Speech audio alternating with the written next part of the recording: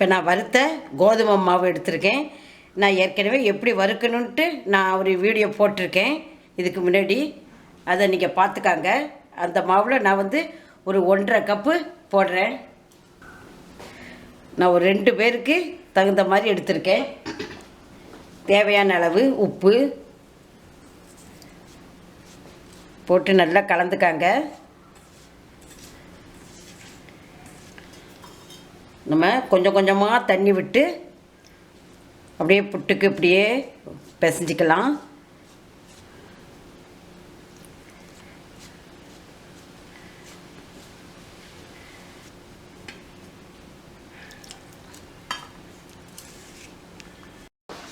நான் இப்படி பிசைஞ்சிருக்கேன்.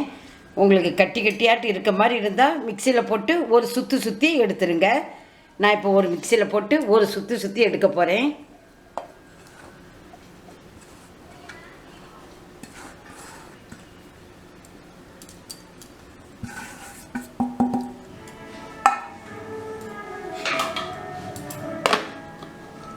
பாருங்கள், மிக்சியில் போட்டு நான் ஒரு வைப்பரில் போட்டு அப்படி சுற்றி எடுத்திருக்கேன். இதை பாருங்கள் எப்படி உதிரியாக வந்திருக்குன்ட்டு. அதை பாருங்கள். இப்போ நான் குக்கரில் தண்ணி வச்சுருக்கேன்.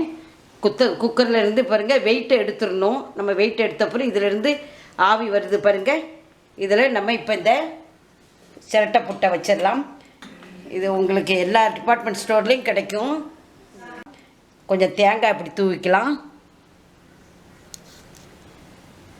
கொஞ்சம் அதுக்கு மேலே இந்த மாவை போட்டுக்கலாம். அதுக்கு மேலேயும் இப்படி தேங்காவை தூவிக்கலாம்.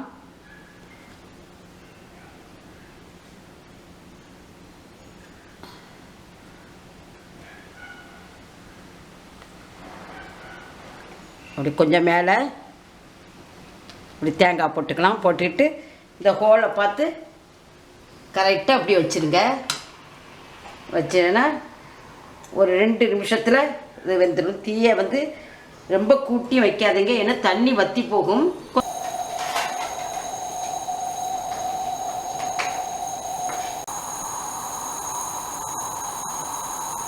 இப்போ நல்லா ஆவி வருது. இப்போ புட்டு வெந்துருச்சு, நம்ம எடுத்துடலாம்.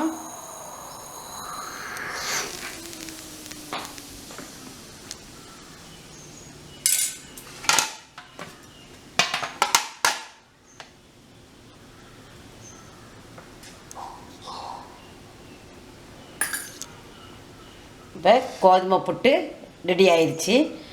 இதுக்கு நம்ம சைட் டிஷ்ஷாக வாழைப்பழம், சுகர் நட்டுனா வெல்லம் எதை வச்சு சாப்பிட்டாலும் நல்லாயிருக்கும். ஆனால் இதில் வந்து உங்களுக்கு சூடாக சாப்பிட்றணும். கொஞ்சம் ஆறிட்டா கொஞ்சம் ஹார்டாயிரும். ஆனால் நமக்கு இப்போ நல்லா சாஃப்டாக வந்திருக்கு. இங்கே பாருங்கள் எவ்வளோ சாஃப்டாக இருக்குது பாருங்கள். இது சர்க்கரை வியாதிகாரங்களுக்கெல்லாம் இது ஒரு நல்ல ஒரு ஃபுட்டு. ஏன்னா நம்ம சப்பாத்தி அப்படிலாம் சாப்பிட்டதுக்கு இது ஒரு வித்தியாசமாக இருக்கும், நல்லா இருக்கும். ட்ரை பண்ணி பாருங்கள்.